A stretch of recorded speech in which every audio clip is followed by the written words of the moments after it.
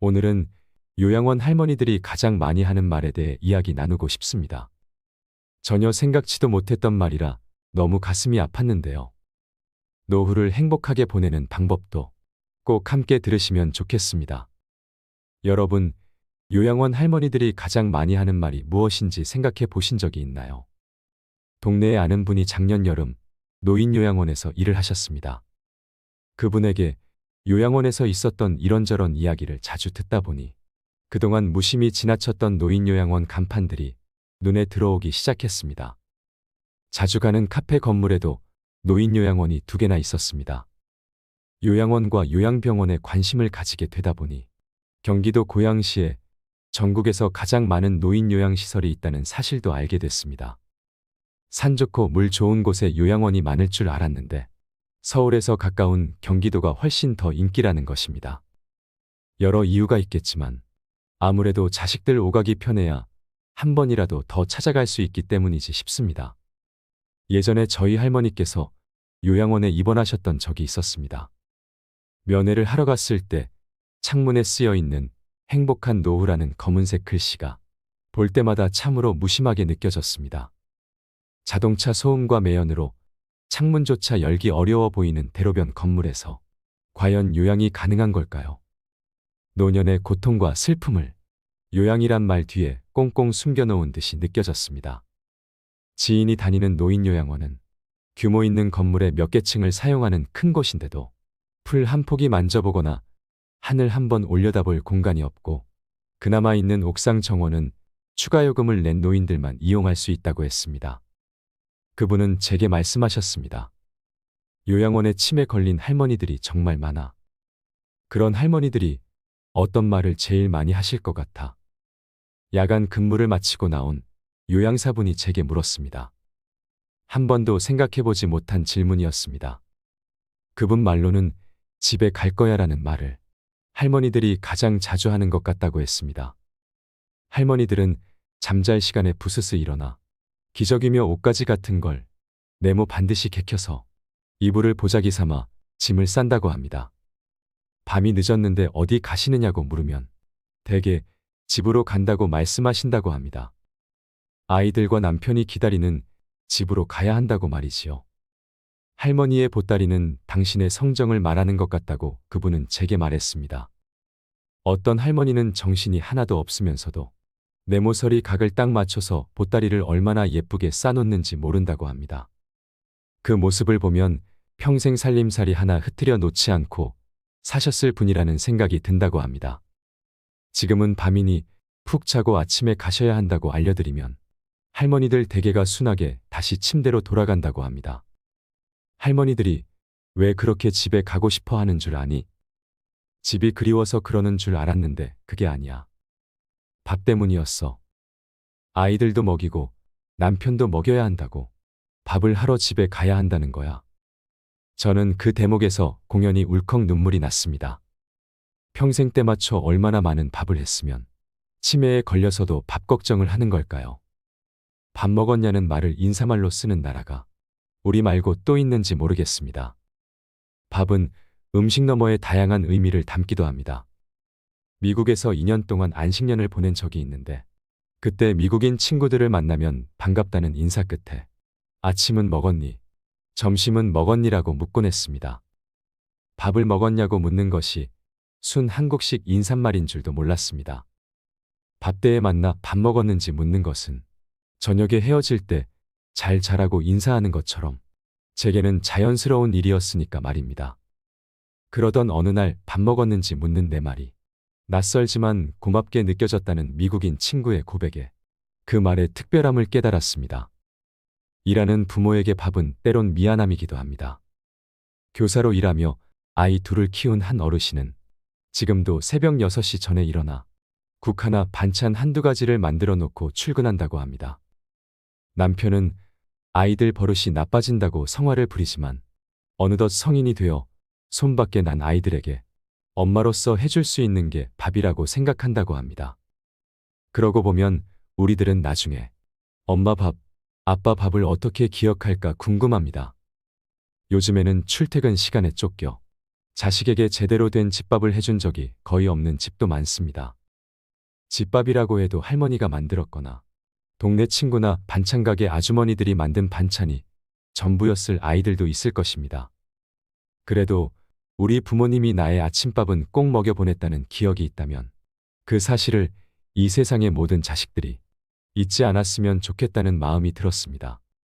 밥하러 가야 한다는 요양원 할머니들의 말에는 얼마나 많은 이야기가 담겨 있는 걸까요? 생의 마지막을 요양원에서 쓸쓸히 마감하시는 노인분들을 보면 더욱 가슴이 아픈 이유입니다. 어느 날 밤, 지인은 집에 가겠다는 할머니를 겨우 달래서 침대에 눕혔다고 했습니다. 의자를 끌어다 놓고 침대 옆에 앉았는데 할머니는 말짱한 정신인 듯 편하게 침대에 올라와 푹 자라며 곁을 내주더랍니다. 지인은 할머니를 재우기 위해 살짝 누웠다가 당신 이불을 끌어다가 어깨에 덮어주는 손길에 자는 척 한참 더 누워 있었다고 했습니다. 평생 밥하고 누군가를 위해 노동을 해왔을 할머니들이 인생의 구비를 돌고 돌아 삶의 끝자락 대로변 상가 건물 요양원에 누워 있습니다. 리베카 솔릿은 알츠하이머병을 앓는 자신의 엄마를 보면서 드문드문 페이지가 찢겨 나간 책 같다고 표현했습니다. 치매 할머니들의 기억은 드문드문 찢겨 나간 것이 아니라 아예 후반부 이야기 전체가 사라진 책 같은 걸까요? 집에 밥하러 간다고 보따리를 싸는 할머니의 기억은 인생이란 골짜기에 어디쯤 가 있는 걸까요? 종달새 같은 꼬맹이들이 엄마하고 달려드는 어느 순간이거나 작은 밥상에 마주 앉아 다정한 눈빛을 보내는 수염 깎은 자국이 여전히 푸른 젊은 남편이나 연인이 그곳에 있었으면 좋겠습니다. 문득 치매를 앓는 할아버지들은 어떤 말을 가장 많이 할까 궁금해졌습니다. 여보 나 밥 줘 라는 말이 아닐까 해서 우습다가 어쩌면 일하러 가야 한다며 가방을 챙길지도 모르겠다는 생각이 들어 숙연해졌습니다. 평생 노동하는 몸으로 살아온 이들의 끝자리가 소음과 매연으로 창문조차 열 수 없는 낯선 요양원이란 현실이 너무 슬픕니다. 얼마 전 아버지 생신을 맞아 동생 가족과 함께 조촐한 밥상에 둘러앉았습니다. 동생이 준비한 케이크가 멋지고 화려했습니다. 팥앙금꽃으로 장식된 케이크는 봄날의 정원처럼 화사했고 1만 원권이 들어있는 원통형 투명 플라스틱 10여 개가 케이크 테두리를 감싸고 있었습니다. 아버지, 다음 생신에는 5만 원권을 넣어드릴게요. 말수가 적은 남동생은 쑥스러워하며 말했습니다. 그러더니 윤달 때문에 내년에는 아버지 생신이 없고 내후년에 2번을 하게 될 거라고 했습니다. 아버지가 아직 건강하시지만 연세를 생각하면 언제까지 아버지의 내년 생신을 당연히 기약할 수 있을까요? 우리가 아버지와 둘러앉아 함께 먹는 밥은 얼마나 계속될 수 있을까요? 어머니는 아버지의 키가 너무 커서 외할아버지가 결혼을 반대하셨다는 말로 당신 남편의 훤칠한 키를 자랑삼아 얘기하곤 하셨습니다. 그렇게 키가 컸던 아버지는 이제 남동생보다 한참이나 작아졌습니다. 겨울이 찾아오면 아버지와 늘 하는 대화가 있습니다. 날씨가 꽤 추워요. 외출하실 때 모자를 꼭 쓰고 나가셔야 해요. 알겠다. 나는 다 괜찮으니 너희나 조심해서 다녀라. 고맙다. 모자를 싫어하시니 모자를 쓰고 외출하지 않으실 걸 알면서도 잔소리를 해보는 것입니다. 일상을 나누지 못하는 아버지와 아들의 대화는 짧기만 합니다. 밥 잘 챙겨 드시라는 얘기, 날씨가 춥다거나 덥다는 얘기, 과수원에 꽃이 만발할 날을 기다린다는 얘기. 생각해보면 이토록 짧은 대화는 늘 아버지의 괜찮다는 말로 마무리되는 것 같습니다. 할머니가 암투병 끝에 돌아가신 후 할머니와 더 많은 시간을 보내지 못한 것을 얼마나 후회하고 또 후회했던가 생각하곤 합니다. 아버지와 함께 못한 시간도 결국 그런 후회로 남을 것을 알면서도 저는 여기서 제 일로 시간을 다 보내고 있습니다. 요양원 할머니들의 밥처럼 아버지의 괜찮다는 말 뒤에도 수많은 이야기가 꼭꼭 숨어 있을 것입니다. 죽으러 가는 기분이야. 동네 사람들, 요양병원에 갔다가 돌아온 사람은 아무도 없어. 뇌졸중으로 거동이 불편해져 요양병원에 입원하기로 한 날 아침, 할아버지는 쉽게 발이 떨어지지 않습니다. 가족들과 함께 병원으로 가는 차 안에는 무거운 침묵만 흐릅니다. 2020년 9월 방송된 KBS 요양병원 고발 리포트의 한 장면입니다. 가족들이 노인을 돌보기 어려워 끝이 뻔히 보이는데도 어쩔 수 없이 요양병원을 선택하는 현대판 고려장의 모습입니다.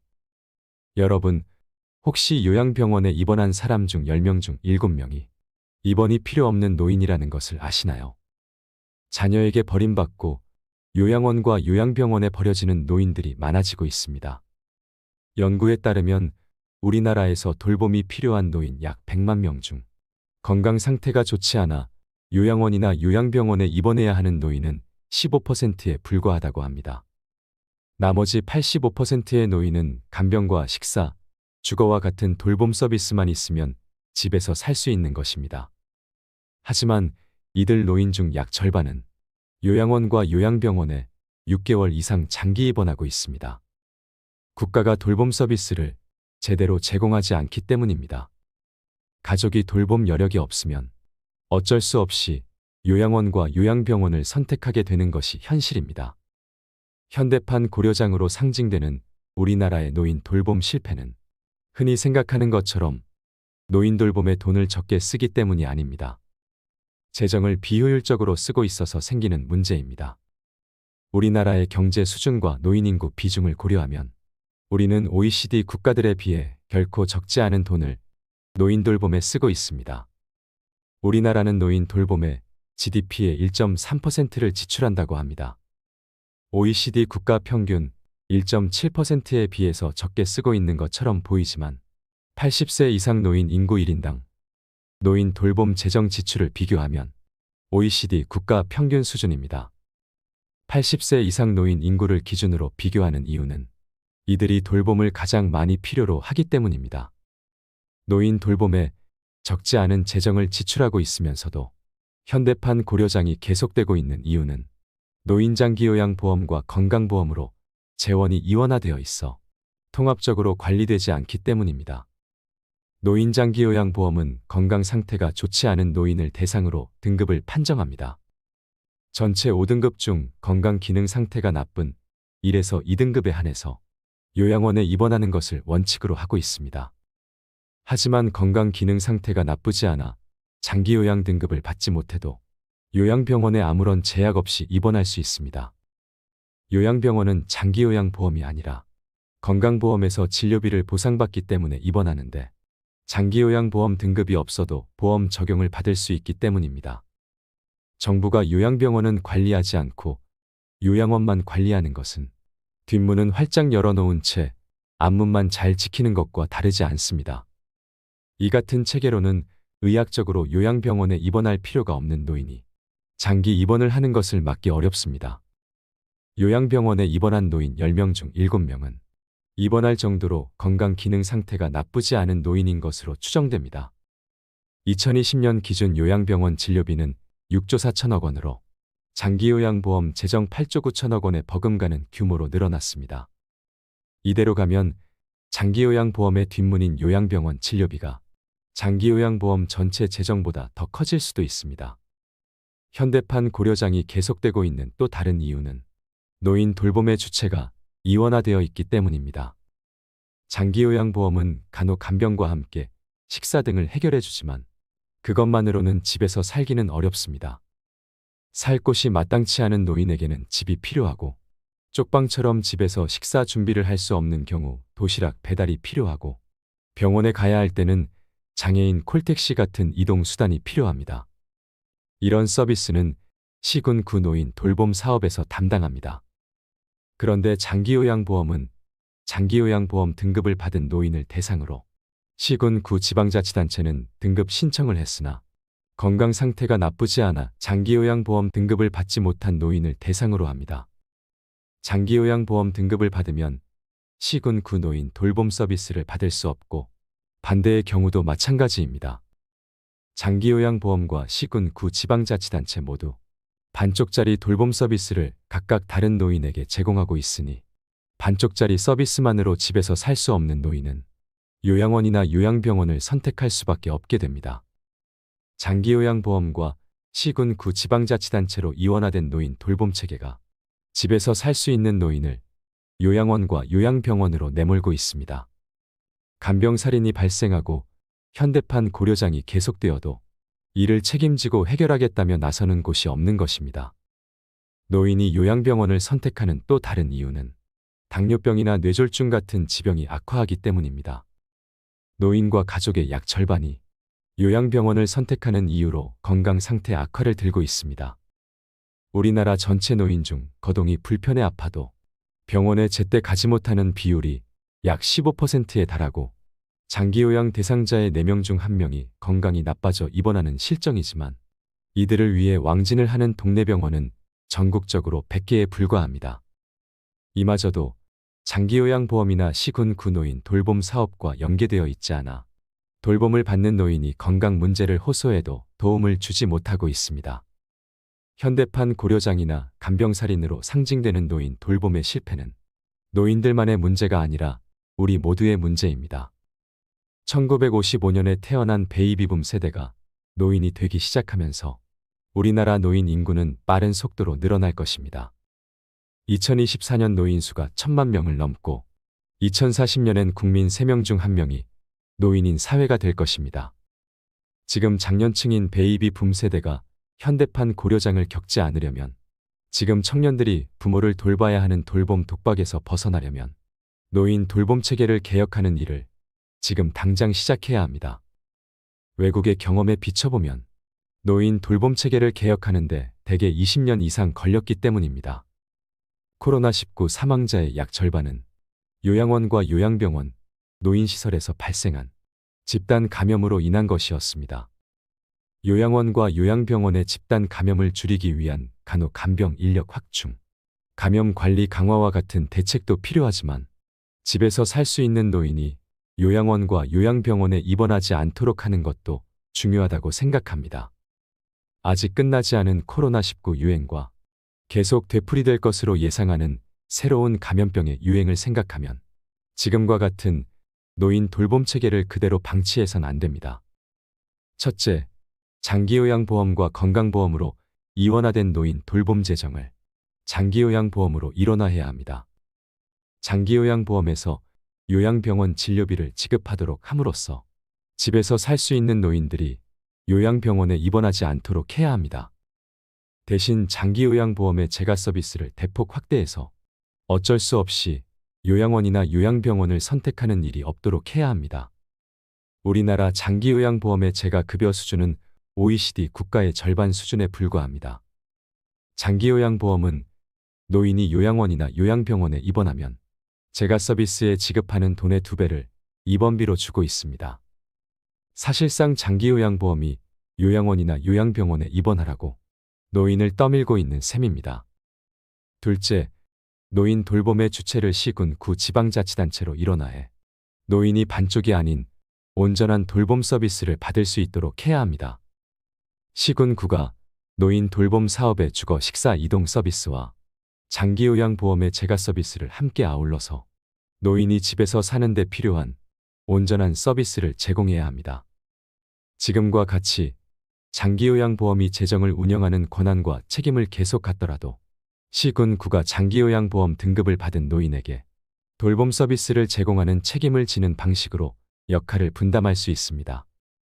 노인 인구수와 지역의 사회경제적 수준을 고려하여 지출할 수 있는 재정의 총액을 설정해 관리하면 낭비적인 지출을 막을 수 있습니다. 셋째, 돌봄이 필요한 모든 노인의 건강을 책임지고 관리하는 노인주치의 제도를 도입해야 합니다. 장기요양보험에서 등급을 판정할 때부터 주치의가 노인의 건강 문제를 파악하고 지속해서 관리하도록 해야 합니다. 의사가 왕진을 가는 것뿐만 아니라 간호사, 물리치료사, 작업치료사가 지속적으로 방문해서 건강을 관리하고 기능을 회복할 수 있도록 해야 합니다. 전국적으로 약 1,000개의 동네 병의원을 노인주치의 기관으로 지정하면 가능한 일이 될 것입니다. 여러분, 남성 9년, 여성 12년, 이 숫자는 무엇을 의미할까요? 이는 노인이 질병이나 인지장애로 몸져눕거나 누군가의 돌봄 속에서 살아가는 평균 기간입니다. 물론 원해서 자리보전하는 사람은 없을 것입니다. 누구나 생이 다할 때까지 하고 싶은 일을 하고 좋아하는 음식을 먹으며 자유롭고 독립적으로 살기를 바랍니다. 하지만 현실은 다르지요. 심신이 건강하고 홀로 생활이 가능한 나이를 건강수명이라고 합니다. 건강수명은 남성이 73세, 여성이 75세입니다. 평균적으로 남성은 73세, 여성은 75세가 되면 다른 사람의 돌봄이 필요하다는 뜻입니다. 쉽게 말해 질병이나 인지장애로 자리보전할 정도는 아니어도 신변의 일을 스스로 처리하지 못하기 시작하는 평균적인 나이입니다. 평균 수명은 남성이 82세, 여성이 88세입니다. 평균 수명이란 평균적으로 몇 살까지 사는가를 의미합니다. 한마디로 몇 살에 죽느냐입니다. 평균 수명은 앞으로 점점 더 증가하여 100세에 가까워질 것입니다. 그렇지만 아무리 오래 살 수 있다고 해도 건강 수명이 늘지 않으면 누군가의 손길을 필요로 하거나 침대에서 생활해야 하는 기간만 길어질 뿐입니다. 그 기간이 남성이 9년, 여성이 12년입니다. 건강하지 못해도 오래 살고 싶다라고 생각하는 사람도 있을 테지만 가능하면 힘차고 건강하게 살고 싶을 것입니다. 행복한 노후와 불행한 노후 중 어느 쪽을 선택하고 싶으신가요? 100세 인생이라 부르는 시대가 되었습니다. 여러분 주변에서도 정정한 90대나 100세 이상의 어르신을 볼 수 있을 것입니다. 그러나 100세 인생이라고 해서 당연히 모든 사람이 90세나 100세를 맞이하는 것은 아닙니다. 또 90세나 100세를 맞이했다고 해서 모두가 건강하고 행복하리라는 보장도 없습니다. 침대에 누워서 생활하거나 가족에게 학대를 당하거나 아니면 치매로 자신이 누구인지도 모르는 상황이 생길 수도 있습니다. 미래는 아무도 모르기 때문입니다. 죽음에 이르는 길에는 두 가지가 있습니다. 하나는 행복한 길로 마지막에 괜찮은 인생이었어 고마워하며 만족하면서 가는 길입니다. 다른 하나는 불행한 길로 어쩌다 이렇게라며 후회하면서 가는 길입니다. 저는 여러분 모두가 행복한 길을 걸어가셨으면 좋겠습니다. 행복은 주관적입니다. 즉, 자기 자신이 어떻게 마음먹느냐에 따라 달라집니다. 예를 들면 노화를 한탄하여 이제 이것도 할 수 없고 저것도 할 수 없다며 없다를 되뇌이기만 하면서 사는 사람이 있고 노화를 받아들여 아직 이것도 할 수 있고 저것도 할 수 있다며 있다를 소중히 여기면서 사는 사람이 있습니다. 어느 쪽이 행복할까요? 있다의 자세로 살아가는 사람들이 가족이나 주변 사람들과 즐겁게 지내는 경우가 많고 행복할 것입니다. 노후를 행복하게 보내는 방법에 대해 말씀드리겠습니다. 걷는다. 걷지 않으면 못 걷게 된다. 80대에게 가장 추천하는 운동은 걷기이다. 걷기는 다리의 노화를 예방해 줄 뿐만 아니라 심장의 펌프 기능도 강화해 준다. 그러면 뇌나 몸의 구석구석에 있는 세포에도 충분한 양의 혈액이 도달한다. 또한 걷기 위해 외출하여 햇볕을 쬐면 행복 호르몬이라고 불리는 뇌내 전달 물질이 분비된다. 하루에 30분 걷기가 이상적이다. 아침, 점심, 저녁으로 10분씩 나누어 걸어도 상관없다. 지팡이나 보행기 사용도 좋은 방법이다. 안절부절 못할 때는 심호흡. 물이나 맛있는 음식도 효과적이다. 초조나 분노는 수명을 단축하는 주요 요인이다. 자율신경에는 몸을 활동 모드로 만드는 교감신경과 휴양 모드로 만드는 부교감신경이 있다. 초조해지면 교감신경이 활발해져서 심박수나 혈압이 올라가고 위장 활동이 나빠진다. 이를 진정시키는 가장 손쉬운 방법이 심호흡이다.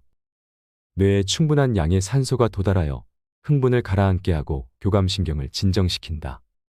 눈을 감고 숨을 깊이 들이마신 다음 충분히 내쉰다. 들숨은 온몸에 공기가 와닿는 상상을 하면서 깊이 들이쉬고 날숨은 몸 구석구석에 공기가 폐로 모였다가 입으로 나가는 상상을 하면서 내쉰다. 이를 반복하다 보면 심신이 안정을 되찾게 된다. 심호흡 이외에 물을 마시거나 좋아하는 음식을 먹는 방법도 효과가 있다. 소화기계가 작동하면 교감신경의 흥분을 억제할 수 있기 때문이다. 나이 들수록 운동은 몸이 힘들지 않을 정도로만 해야 한다. 씩씩, 헉헉하고 호흡이 거칠어지는 현상은 심장에 과도한 부담이 간다는 증거이다. 이때 심박수와 혈압도 같이 올라가고 체내의 활성산소도 증가한다. 숨을 쉴 때 발생하는 활성산소는 세포에 손상을 입히고 노화나 암을 일으키는 원인이 되는데, 운동을 지나치게 하면 활성산소가 필요 이상으로 증가하여 몸에 커다란 부담을 주게 된다. 또한 무리한 운동은 근육이나 관절과 뼈를 상하게 하기도 한다. 그렇게 되면 몸을 움직일 수 없어서 도리어 근력이 약해진다. 에어컨을 틀고 물을 마셔서 폭염으로부터 목숨을 지켜라. 일사병이나 탈수 증상은 고령자 사망의 주요 요인 중 하나이다. 겨울철에 감기로 사망하는 사람보다도 그 수가 더 많다. 해마다 일사병으로 1000명 정도가 사망하는데 그중 80%가 65세 이상이다. 일사병이 생기는 이유는 온도에 대한 감각이 둔화되거나 체온 조절이 순조롭지 않아서이다. 신장 기능의 저하나 혈압 강화제 이뇨 작용으로 인해 체내의 수분이 부족해져서 발생하기도 한다. 자각 증상 없이 가벼운 탈수 증상으로 시작해서 일사병에 이르는 사례도 있으니 여름철에는 에어컨을 틀고 수분 보충을 철저히 하자. 에어컨은 아깝다라며 참는 사람이 있는데 아끼다가 돌이킬 수 없는 손해를 보게 될 수도 있다. 기저귀를 부끄러워 말라. 행동 반경을 넓혀주는 우군이다. 배뇨 문제로 고민하는 사람도 있으리라. 하지만 이 문제는 어쩔 수 없이 받아들이는 수밖에 없다. 배뇨를 위해 사는 것이 아니기 때문이다. 대기업 사장, 음악가, 영화감독 등 기저귀를 차고서도 사회적으로 성공한 사람은 얼마든지 있다. 기저귀로 배뇨를 걱정하지 않아도 되기 때문에 자기 일에 전념할 수 있고 활동 범위도 늘어난다. 배뇨 기능은 약해졌지만 그 밖에 뛰어난 능력은 아직 많이 남아있다. 한 가지 능력의 쇠퇴를 상징적으로 받아들여 이제 인생은 끝이다 라고 생각하지 말고, 이 능력은 약해졌지만 저 능력은 문제없다라고 생각하며 당당해지도록 하자. 씹으면 씹을수록 몸과 뇌는 깨어난다. 고령이 되면 위장 활동이 약해져서 소화 흡수 능력이 떨어진다. 이를 보충해주는 방법이 십기이다. 음식이 잘아지고 침도 많이 나오기 때문에 위장의 부담을 줄여줄 뿐만 아니라 소화 흡수 기능도 향상된다. 또한 충분히 씹어서 턱 주위의 근육을 움직이면 뇌에도 자극이 간다. 나아가 충치나 치주염, 흡인폐렴의 예방에도 효과적이다. 꼭꼭 씹으면 포만감을 높이는 효과가 있어서 과식을 방지하고 적당량을 섭취할 수도 있다. 기억력은 나이 때문이 아니라 쓰지 않아서 떨어진다. 일반적으로 고령이 되면 기억력이 저하된다고 한다. 이를 부정하기는 쉽지 않지만 무조건 나이가 들면 기억력이 떨어진다라고 단정할 수는 없다. 왜냐하면 젊은 사람이라 하더라도 기억력이 떨어졌다라고 자기 암시를 하면 기억력이 저하되기 때문이다. 기억력은 나이가 들어서가 아니라 기억할 마음이 없어서 떨어진다. 기억해야지라는 의욕이 상실되어 기억하지 못하게 되는 것이다. 이를 예방하기 위해서는 기억력이 떨어졌다고 한탄하지 말아야 한다. 그리고 바로 기억나지 않는다고 바로 포기하지 말고 기억의 실마리를 더듬어서 떠올리려 노력해야 한다. 몸의 근육은 사용하지 않으면 쇠퇴한다. 뇌도 마찬가지이다. 끊임없이 사용해야 퇴화하지 않는다. 약을 점검하자. 참고 먹을 필요는 없다. 약은 독이다. 단순한 반어적 표현이 아니라 많은 의사들이 종종 놓치는 진실이다.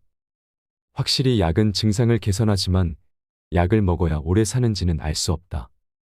모든 약을 끊으라는 말은 아니지만 적어도 검사 수치가 나쁘다라며 처방된 약은 80세가 지난 고령자라면 다시 고민해 보도록 하자. 의사가 말하는 정상 수치에 너무 얽매이지 않아도 된다. 일상생활의 활동 수준이 떨어지지 않을 정도로만 약을 복용하길 권한다. 만약 약을 먹고 몸이 좋지 않다라고 느낀다면 참고 먹을 필요가 없다. 혈압, 혈당치는 낮추지 않아도 된다. 혈압, 혈당치, 콜레스테롤 수치를 내리는 약은 동맥경화를 예방하거나 심근경색, 뇌경색, 뇌졸중 등의 위험을 낮추는 데 효과가 있다. 그러나 고령자가 이 약을 복용하면 몸이 나른해지거나 머리가 멍해지는 등 활력을 잃는 경우가 생긴다. 또한 면역 기능이 떨어져서 감염증이나 암의 발병 위험이 높아질 우려도 있다.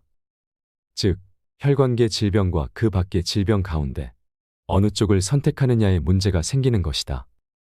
건강하게 오래 살고 싶다면 혈압, 혈당치, 콜레스테롤 수치를 약으로 정상치까지 떨어뜨리지 않는 편이 낫다. 고독은 외로움이 아니다. 홀가분한 시간을 누리자. 나이가 들면 가까운 사람들의 부고를 많이 접하게 된다. 고독을 느끼고 우울해지는 사람도 늘어난다. 하지만 사람은 원래 혼자 태어나서 혼자 죽는다. 즉, 인간은 본디 고독한 존재이다. 집 밖으로 나가면 사람들이 있고 병원이나 돌봄 시설도 있다. 외롭다라고 마음을 닫지 말고 사람들과의 교류를 가져보자. 나이가 들수록 혼자 보내는 시간이 늘기는 하겠지만 외롭다고 느끼지 말고 아무도 신경 쓰지 않고 자유로이 보낼 수 있는 시간이라고 생각을 전환해보자. 땡땡이는 부끄러운 일이 아니다. 억지로 참고 하지 않을 필요는 없다. 고령자 중에는 성실한 사람이 많아서 한 번 정한 일은 끝까지 하는 성향을 지닌 사람이 적지 않다. 하지만 이는 젊은 사람들이 사는 법이다. 80세가 되면 자유를 제약하지 말고 몸이 내는 목소리나 자신의 솔직한 마음에 귀를 기울이도록 하자. 오늘은 하기 싫다라는 마음이 들면 게으름을 부려도 된다. 쉬고 싶다라는 생각이 들면 쉬어도 된다. 참지 말고 마음이 편한 쪽으로 행동하자. 좋아하는 일을 한다. 싫어하는 일은 하지 않는다. 좋아하는 일을 하고 싫어하는 일은 하지 않는 것. 이것은 고령자의 기본 자세이다. 사실은 하고 싶은데 참는다. 혹은 사실은 하기 싫은데 참는다와 같은 태도는 지금 당장 그만두길 권한다. 그때 할 걸 그랬다라고 후회하는 일이 없도록 하루하루를 알차게 보내자. 밖으로 나가자. 틀어박히면 뇌가 우울해진다. 코로나19 대유행으로 집에 머물기가 권장된 이후로 외출을 삼가는 사람이 늘어났다.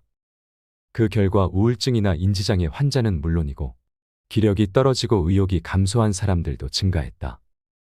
그 원인 중에 하나가 세로토닌이라는 신경전달 물질의 분비량 감소이다.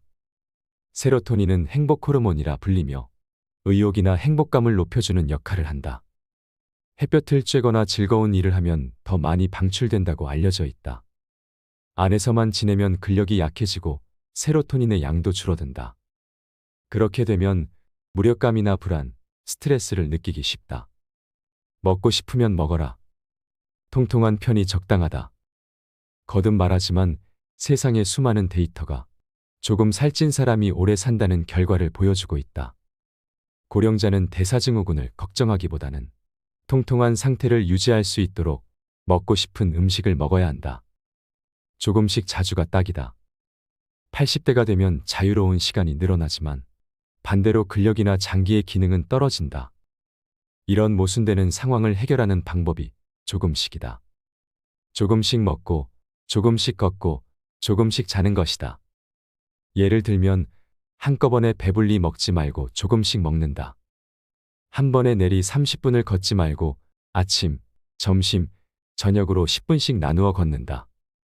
시간은 충분하므로 무리하지 말고 조금씩 자주 하는 생활 방식으로 전환해야 몸과 마음이 편안해진다. 인간관계를 점검한다. 싫은 사람과는 어울리지 말라. 나이가 들면 자연히 싫은 인간관계로부터 해방될 수 있다.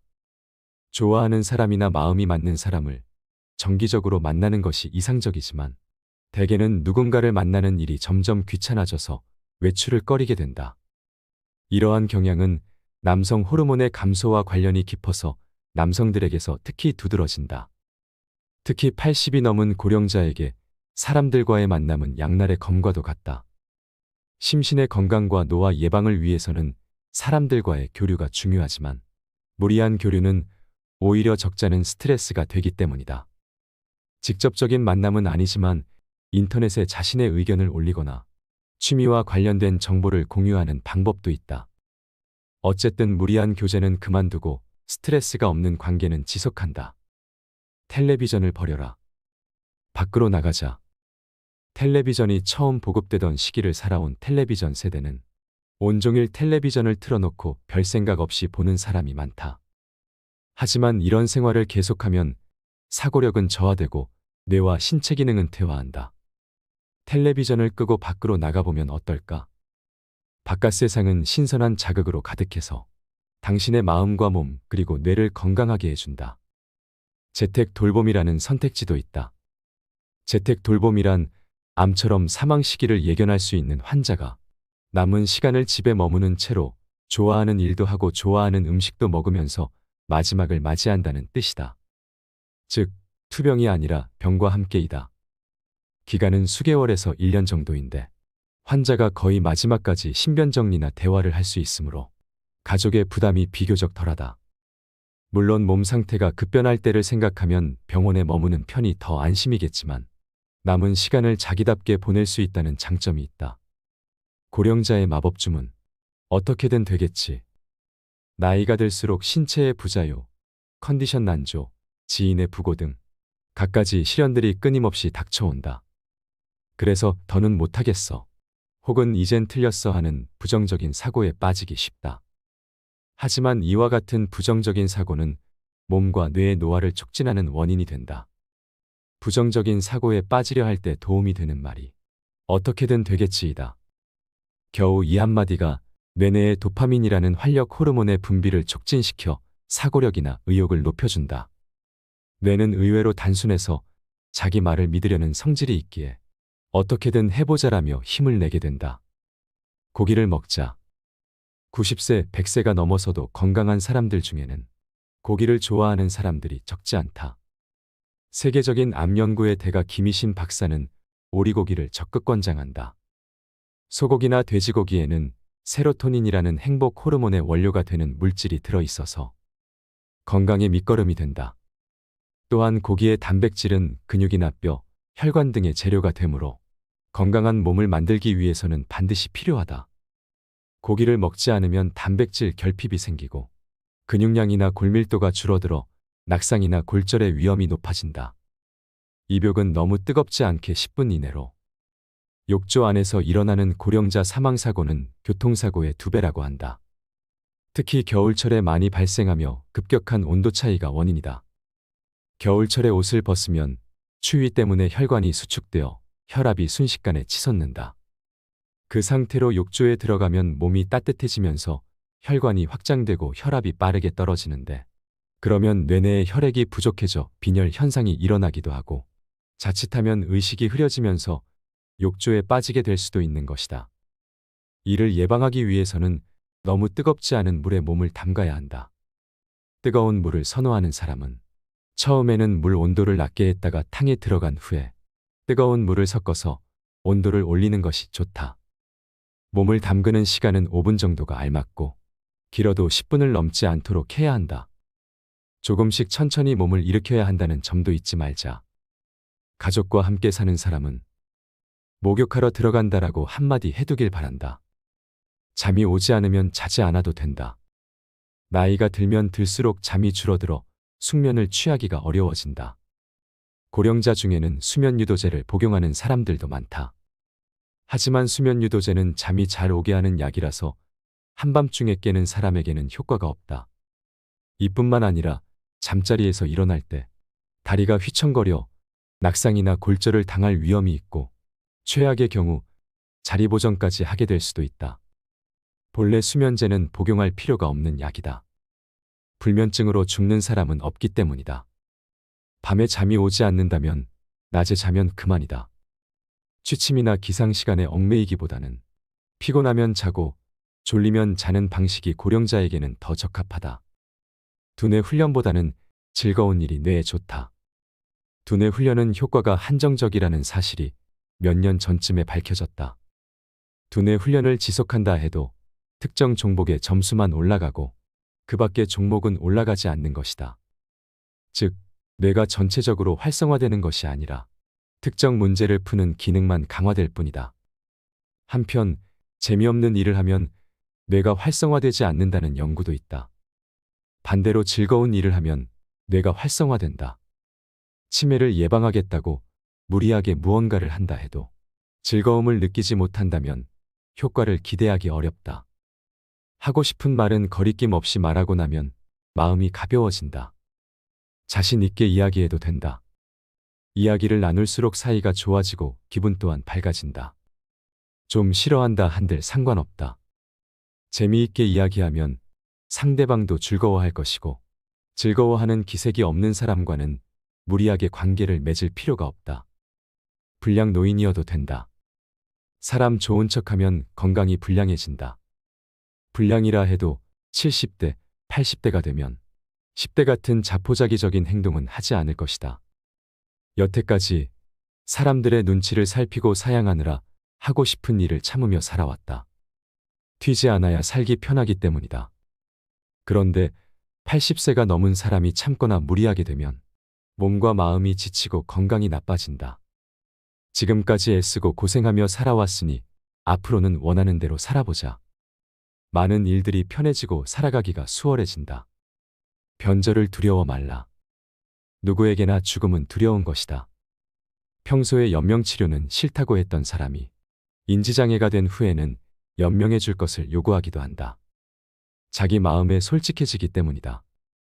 아침에 한 말을 저녁에 뒤집기도 한다.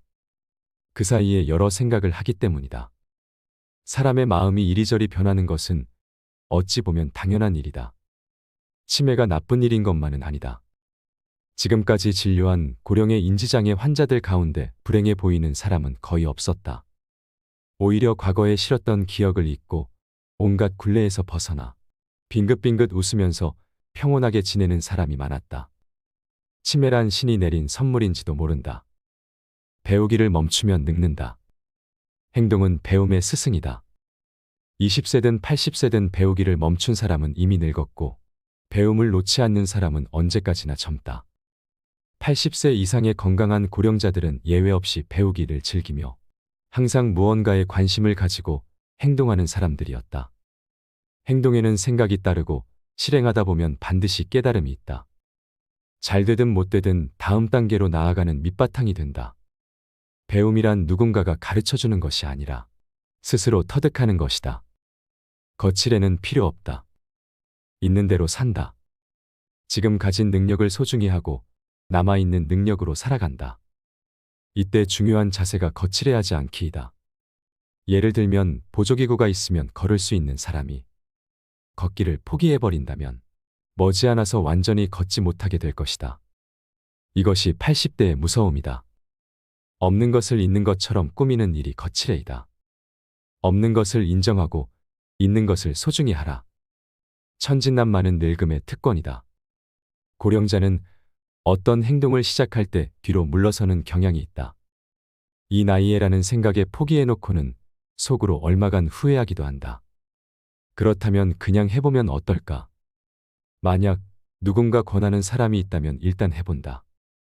모든 일을 다 해보기보다는 해본 적은 없지만 재밌겠다라는 생각이 드는 일을 골라서 한다. 사리분별이니 위험이니 하는 거추장스러운 갑옷은 벗어버리자. 천진난만한 아이라도 된 듯이 재밌겠다, 해보고 싶다라고 말한다. 그러고는 어린아이처럼 주변 사람들에게 기대보기도 하고 깊이 빠져도 보자. 하기 싫으면 관두면 그만이다. 인생 경험이 풍부한 고령자만의 천진난만함을 누려보자. 이것이 인생의 달인다운 삶의 자세이다. 귀찮은 일일수록 재미있다. 조금이라도 흥미가 느껴진다면 일단 해보자. 그리고 재미가 있다면 조금 더 해보자. 더 많은 빛을. 빛은 뇌를 즐겁게 한다. 빛이 노후의 열쇠이다. 햇볕 쬐기는 행복 호르몬인 세로토닌을 늘리는 가장 손쉽고 좋은 방법이다. 세로토닌이 증가하면 의욕이 생기고 투지가 샘솟는다. 반면 세로토닌이 감소하면 우울증이 생긴다. 충동적이 되고 몸의 통증이나 컨디션 난조를 겪기 쉽다. 무기력해지는 증상도 나타난다. 산책처럼 외출하는 방법이 햇볕 쬐기에 이상적이지만 베란다에 나가서 가볍게 체조를 하거나 일광욕을 하는 것만으로도 효과가 있다. 장기간 집에 머무는 동안에도 최소한 하루에 15분, 일주일에 3번 정도는 자연광을 쐬도록 하자. 경험을 살려 다른 사람들에게 도움을 준다. 젊을 때는 돈이나 지위로 사람을 모을 수 있지만 나이가 들면 쉽지 않다. 결국 그 사람의 삶의 태도가 중요해진다. 고령의 입원 환자 중에는 문병객이 많은 사람도 있고 거의 없는 사람도 있다. 자기 마음이 가는 대로 사는 편이 좋지만 그렇다고 제멋대로 행동하거나 다른 사람에게 상처를 주면서 살라는 말이 아니다. 그렇게 산다면 주위에 아무도 남지 않게 될 것이다. 그래도 상관없는 사람이라면 괜찮다. 하지만 외로워서 싫다면 남들을 돕는다라는 마음으로 살면 어떨까? 구체적으로 어떤 방법으로 도움을 줄 수 있을까? 자기 경험을 살리면 된다. 고령자의 경험은 젊은 세대에게는 삶의 힌트가 된다. 이렇게 해라라고 설교하지 말고 저렇게 했더니 이렇게 됐다라고 친절하게 일러주도록 하자. 경험은 돈으로도 살 수 없다. 경험에는 지혜가 가득 담겨 있다. 여유로운 오늘을 산다. 끝은 정하지 않는다. 지금까지의 인생은 하루하루가 바쁘고 무언가에 쫓기듯 살아왔으리라. 천천히 하루를 살아도 된다. 일을 한다. 언제까지 한다와 같은 목표나 기한을 정할 필요도 없다. 그렇게 평온한 나날을 보내며 늙어가는 것이 이상적인 방법이다. 낙천주의는 고령일수록 필요하다. 나이가 들수록 낙천주의로 살아야 한다. 오래 살다 보면 어쩔 수 없이 수많은 시련들을 겪어야 하기 때문이다. 그 고비들을 넘으려면 지나치다 싶은 낙천주의가 적당하다. 매사 긍정적인 사람이 비관적인 사람보다 더 건강하게 오래 산다. 복식호흡법으로 노화를 퇴치하자. 먼저 차분히 코로 숨을 들이마신다. 들이마신 공기를 폐가 아니라 아랫배까지 내려보낸다. 자연히 배가 불룩해질 것이다. 충분히 들이마셨다면 이번에는 입으로 숨을 내쉰다. 천천히 내쉬면서 뱃속에 공기를 남김없이 뱉어낸다. 그리고 다시 코로 숨을 들이마신다. 이 과정을 반복하면 된다. 의자에 앉아서 해도 되고 잠자기 전이나 일어나기 전에 침대에 누워서 해도 된다. 이 호흡을 하면 신기하게도 마음이 차분해지며 혈액순환을 촉진시키고 위장을 비롯한 내장기관의 기능을 높여준다고 한다. 그러니 생활 속에서 습관화하길 바란다. 흘러가는 대로 살기. 아무리 후회해도 지난 날은 돌아오지 않는다. 내일 일은 아무도 모른다. 내일은 내일의 바람이 분다. 그것이 인생이다. 그러므로 자신의 인생을 있는 그대로 받아들이기만 하면 된다. 어떤 것이라도 두려워하거나 걱정하지 말자. 원하는 일을 하고, 먹고 싶은 음식을 먹고, 만나고 싶은 사람을 만나고, 하고 싶은 말을 한다. 그리고 마음 가는 대로 오늘을 산다. 그렇게 살아도 된다. 늙음보다는 밝음. 이것이 사랑받는 이유이다. 두 가지 타입의 사람이 있다. 치매라도 사랑받는 사람과 치매라서 꺼려지는 사람이다. 사람은 오래 살면 언젠가는 치매에 걸린다. 그렇다면 사랑받는 치매를 목표로 하면 어떨까? 그러면 신기하게도 활기찬 하루하루를 보낼 수 있다. 늙음이 아닌 밝음의 효과는 다양하다. 치매를 늦출 뿐만 아니라 불안감이 줄어들어 마음이 안정되고 인간관계도 원만해진다. 웃으면 복이 온다. 행복해서 웃는 것이 아니라 웃어서 행복해지는 것이다. 인간의 뇌와 행동은 연결되어 있다. 슬픈 생각을 하면 슬픈 얼굴이 되고 어려운 생각을 하면 찌푸린 얼굴이 된다. 즐거울 때는 웃는 얼굴이 된다. 그런데 이는 순서를 바꾸어도 마찬가지이다. 웃으면 뇌가 기분이 좋아져서 즐거운 일을 생각하기 시작하는 것이다. 매일 아침 거울을 보고 웃는 표정을 지어보면 어떨까? 하루하루가 행복한 기분으로 시작될 것이다. 영상이 도움이 되셨다면 소중한 분들께 공유해주세요. 이상으로 인생철학이었습니다. 철학이 있는 당신의 삶을 응원합니다.